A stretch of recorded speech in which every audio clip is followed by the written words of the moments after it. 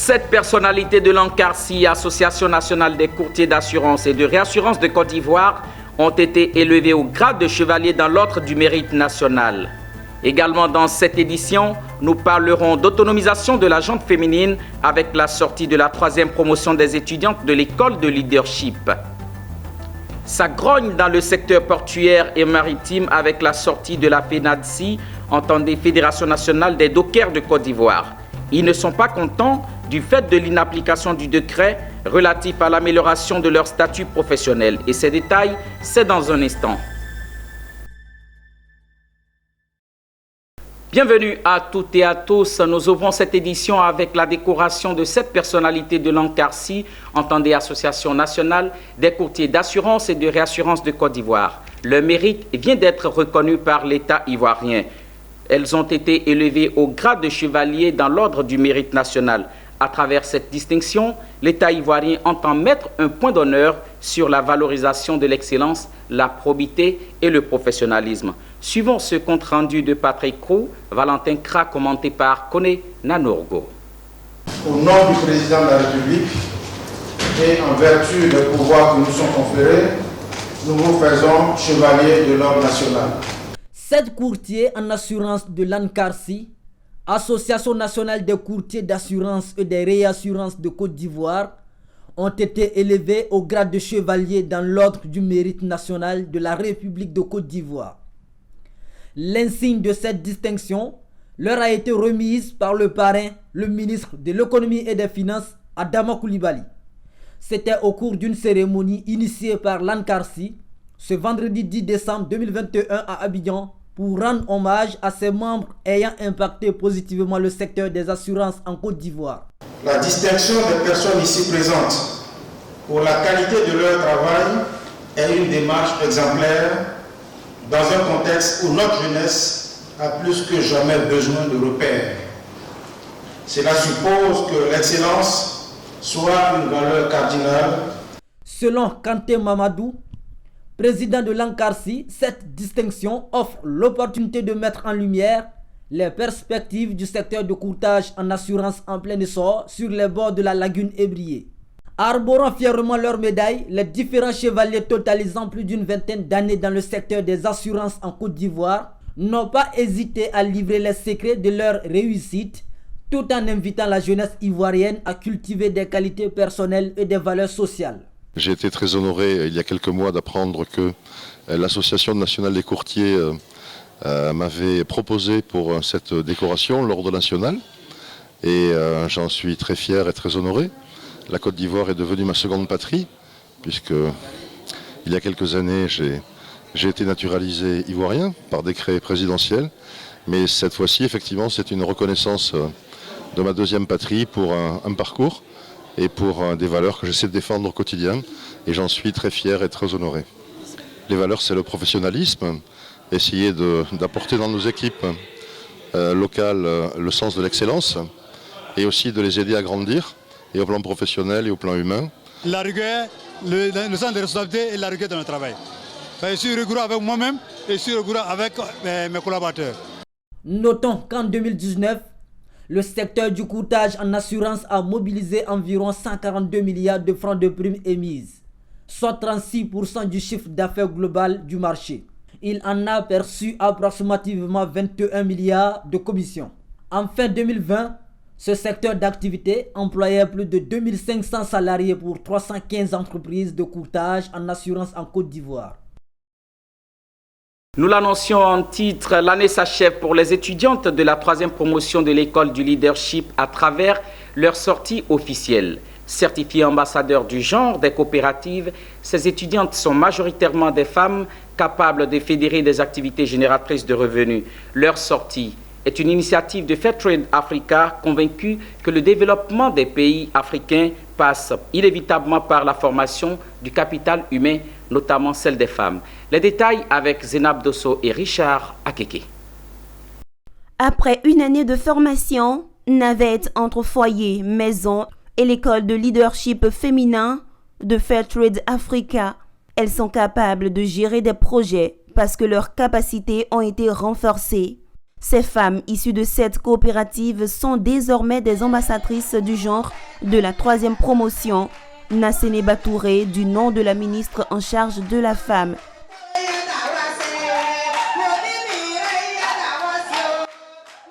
La formation qu'elles ont reçue à l'école de leadership féminin leur a permis de mettre sur pied des projets pour répondre aux besoins de leur localité. Il s'agit entre autres de l'élevage d'escargots, de poulets, la production du miel, de produits maraîchers et bien d'autres.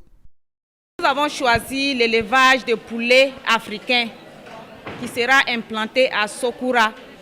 Nous avons choisi ce projet parce que ce projet est rare dans nos localités et la demande est forte. Des projets qui ont trouvé financement auprès de la ministre en charge de la femme Nassene Batouré, représentée par son directeur de cabinet. Bien sûr, vous avez suivi avec nous les présentations de ces projets-là, qui sont des projets à valeur ajoutée. La cheville ouvrière de toute cette action est l'organisation Fairtrade Africa et ses partenaires à travers l'école de leadership des femmes. Un programme de mentoring et d'encadrement dont l'objectif principal est d'améliorer les compétences de base des participants sur le leadership. Nos attentes, c'est que vraiment ces hommes et ces femmes qui sont très engagés, motivés et qui veulent faire bouger les choses aient les moyens pour pouvoir exercer. Donc elles repartent dans leur communauté, que parce qu'elles réussissent, motivent d'autres femmes à vouloir emprunter le même chemin. Donc en fait, notre contribution s'inscrit dans un programme plus large qui est le programme Équité 2, d'un montant de 11,5 millions d'euros, financé à la fois par l'AFD et le FEFEM.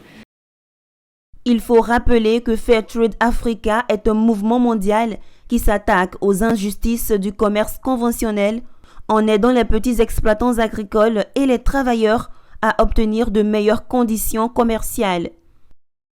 Poursuivons ce journal avec une affaire portuaire qui fait couler autant d'encre et de salive. La Fédération nationale des dockers de Côte d'Ivoire, FENADSI, a rendu public un communiqué ce vendredi à Abidjan. Un communiqué dans lequel la fêtière des dockers a émis ses propositions pour une application harmonieuse du décret numéro 2019/102 du 30 janvier 2019. Ce décret est élaboré en vue de l'amélioration du statut des dockers. Plus de détails avec Walter Kofi et Valentin Kra. Après l'annonce d'une grève de 7 jours, la Fédération nationale des dockers de Côte d'Ivoire, FENADSI, revient à la charge pour revendiquer ses droits issus du décret numéro 2019-102 du 30 janvier 2019 portant statut particulier des dockers de Côte d'Ivoire. Existant déjà depuis 2 ans, ce décret a pour but de régler de manière définitive les problèmes rencontrés par les dockers dans l'exercice de leurs fonctions. En clair, les dockers demandent la restitution de leurs droits conformes à la réglementation en vigueur. Ils exigent le paiement intégral de la prime de présence, l'amélioration des conditions de travail, des contrats à durée indéterminée et la suppression de la précarité de l'emploi journalier. Qu'est-ce que nous voulons et qu'est-ce qui fait bloquer le décret? Nous avons les taux horaires qui ne sont pas encore discutés. Et ces taux horaires, tous les travailleurs les attendent pour améliorer leurs conditions de vie. Parce qu'aujourd'hui, avec le niveau d'inflation en Côte d'Ivoire, la rémunération doit être revue. Et les dockers attendent que leur taux horaire, pour ceux qui sont occasionnels et permanents, leur taux horaire soit revalorisé. Ensuite, ces mêmes dockers ont ce qu'on appelle des indemnités de garantie qui devaient être payées. Le premier décret avait déjà prescrit cela et le deuxième décret a renforcé cela, mais malgré ça, ces indemnités-là ne sont pas payées. Notons que le 8 décembre dernier, la Fédération nationale des dockers de Côte d'Ivoire, FENADSI, annonçait une grève de 7 jours dans les ports d'Abidjan et de San Pedro. La grève devrait débuter le 17 décembre 2021 et serait renouvelable en vue d'inciter les autorités à répondre à ces revendications qui, pour eux, est un cri de détresse. Il a été présenté récemment aux acteurs de la chaîne de transformation de produits agricoles une dizaine d'innovations. Ce sont pour la plupart des unités de transformation écologique et économique. L'objectif de cette présentation est d'amener les Ivoiriens à s'approprier du dispositif technologique du CDT pour la création des PME. C'était lors de la 7e édition de la Journée de l'innovation technologique au Centre de démonstration et de promotion technologique à Abidjan. Suivant. Et cette journée donc, qui vise à promouvoir les innovations technologiques au profit de la transformation des produits agricoles est vraiment la bienvenue. Amener le commun des Ivoiriens à s'approprier le dispositif technologique et entrepreneurial du CDT pour une plus grande dynamique dans la création des PME agro-industrielles, tel est l'objectif assigné à la journée de l'innovation technologique du CDT, Centre de démonstration et de promotion de technologie. Organisée une 7e fois, cette journée a rassemblé les acteurs de l'agro-transformation, les équipementiers, les fabricants locaux, les financiers et les autorités en charge de l'industrie et du commerce en Côte d'Ivoire. Ils sont venus non seulement pour découvrir les innovations majeures du CDT, mais aussi pousser les réflexions afin de trouver des mécanismes devant permettre aux agrotransformateurs de se doter de ces capitaux techniques. C'était de présenter aussi bien à la presse qu'aux acteurs de la petite transformation des innovations technologiques que le CDT vient d'acquérir et à le fait que les acteurs, en tout cas tous ceux qui ont un projet d'investir dans le domaine de l'agrotransformation ou même ceux qui n'ont aucune idée de projet, qui voudraient en avoir, qui sont en quête de business porteurs, donc de les informer qu'il y a des innovations technologiques qui peuvent leur permettre, pour ceux qui existent dans le domaine, de prospérer dans leur secteur qu'ils ont choisi, et ceux qui n'y sont pas encore, de les inviter à y aller, parce qu'il y a de vraies opportunités dans la petite transformation des matières premières. L'industrialisation, qu'elle soit à la petite, moyenne ou grande échelle, est devenue depuis quelques années le rêve de l'État ivoirien. Cela a entraîné l'initiative de plusieurs projets présentés par Doumbia Daouda, directeur de cabinet, par ailleurs représentant le ministre du Commerce et de l'Industrie à cette occasion. Après le directeur général du CDT, il a rassuré les acteurs du secteur de la transformation agricole du soutien de l'État, ce à travers l'amélioration du climat des affaires. Cette journée organisée par le CDT qui vise à promouvoir les métiers de la transformation, de la fabrication des machines et à développer l'esprit entrepreneuriat cadre parfaitement avec la politique de promotion de la transformation agro-industrielle du gouvernement. L'innovation technologique et entrepreneuriat agro-industriel en Côte d'Ivoire, quelle perspective pour les acteurs avec le CDT?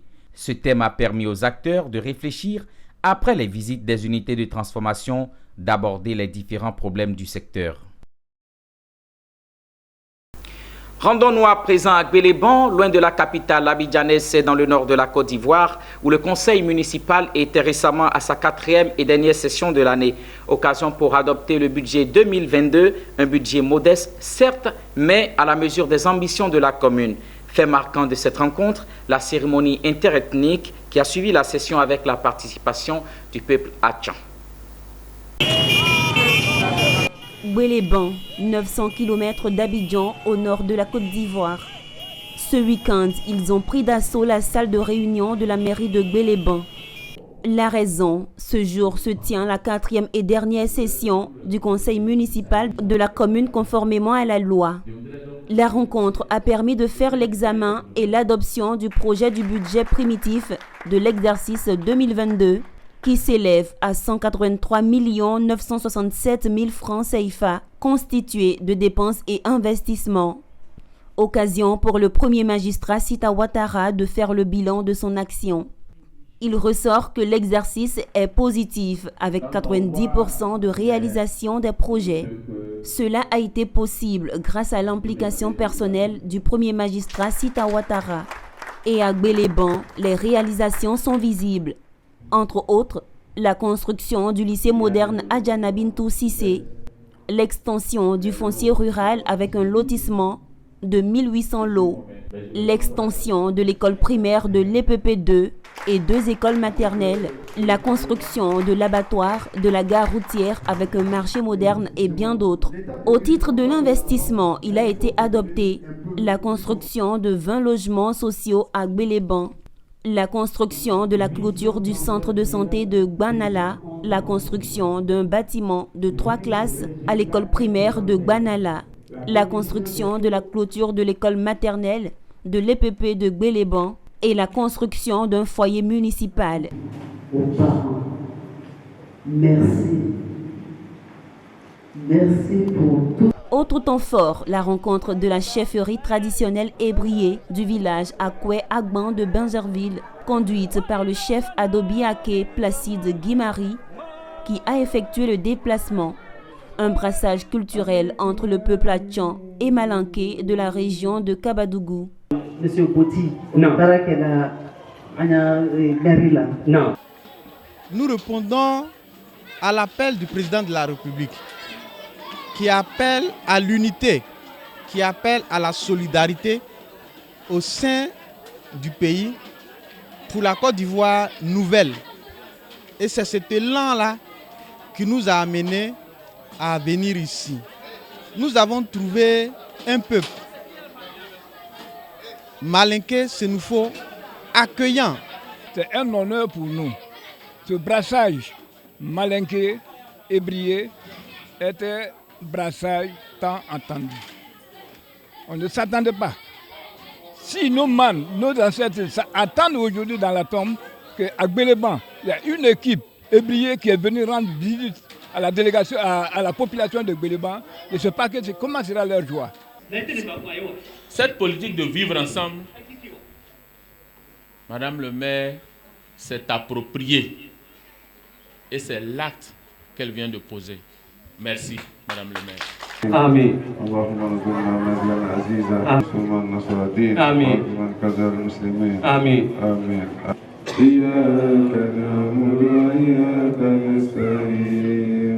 Toute autre chose à présent, stop contrefaçon, c'est le thème qui était au cœur d'un atelier à Daloa, à l'ouest du pays. Il a permis à 30 agents issus du Burida, de la police nationale, de la douane et de la gendarmerie nationale de revisiter la notion de la propriété intellectuelle et des droits y afférents. Konena Nourgo nous commente ce reportage de notre correspondant Emmanuel Quadio. À prendre part à l'atelier de Daloa sur les mécanismes de lutte contre la contrefaçon. Organisé par la CNLC, entendez la cellule nationale de lutte contre la contrefaçon. Cet atelier s'inscrit dans le cadre d'une tournée nationale de sensibilisation et de communication sur les dangers de la commercialisation et de la consommation des produits contrefaits. La campagne est baptisée Stop Contrefaçon. Les participants sont issus du Burida, de la police judiciaire, des douanes, de la gendarmerie et enfin de la police nationale. La notion de propriété intellectuelle et des droits y afférents était au centre de l'atelier. Selon le colonel Dakouri Jacques, coordonnateur de la cellule nationale de lutte contre la contrefaçon, la valeur marchande des produits contrefaits saisis en Côte d'Ivoire entre 2010 et 2020 s'évalue à 12 milliards de francs. La cellule nationale de lutte contre la contrefaçon compte poursuivre ses actions de communication et de sensibilisation dans d'autres villes de l'intérieur. 1971-2021, cela fait 50 ans que SOS Village d'Enfants a posé ses valises en Côte d'Ivoire. Pour marquer d'une tache blanche ce cinquantenaire, l'ONG a organisé une journée porte ouverte pour mieux se faire connaître. C'était également une activité pour lancer un appel à ses partenaires traditionnels à plus d'actions en faveur des enfants démunis. C'est quand on ça se fête. C'est ce qu'a fait SOS Village d'Enfants Côte d'Ivoire. Créée en 1971, cette organisation non gouvernementale œuvre depuis 50 ans maintenant au quotidien pour le bonheur des enfants en difficulté.